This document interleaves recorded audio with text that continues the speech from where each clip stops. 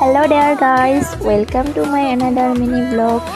মোৰ প্ৰথম mini blog বুলি ক'ব লাগিব যেহেতু মই আজি ফাৰ্ষ্ট মিনি ব্লগ বনালো আৰু আশা কৰোঁ আপোনালোকে চাই ভাল পাব। এটা কথা আপোনালোকৰ বাৰু তেনেকুৱা হয় নে যে গাটো ভাল নালাগিলে কিবা এটা মানে কিবা টেঙা তেনেকৈ কিবা খাব মন যায়। মোৰ মানে সৰস্বতী পূজাৰ পৰা সিদিন ৰাতি ঘৰত অহাৰ পৰা ৰাতিটো নহয় অকণ আবেলি ঘৰত অহাৰ পৰা একেবাৰে গাটো ভাল নহয়, জ্বৰ তেনেকৈ কেইদিন মানে একদম ভালকৈ খোৱা বোৱা হোৱা নাই। তো ভাবিলোঁ মুখখন বহুত বেছি বেয়া লাগি আছে, সেইকাৰণে ভাবিলোঁ আজি বগৰী টেঙা তেনেকৈ বহুত জ্বলাকৈ খাম।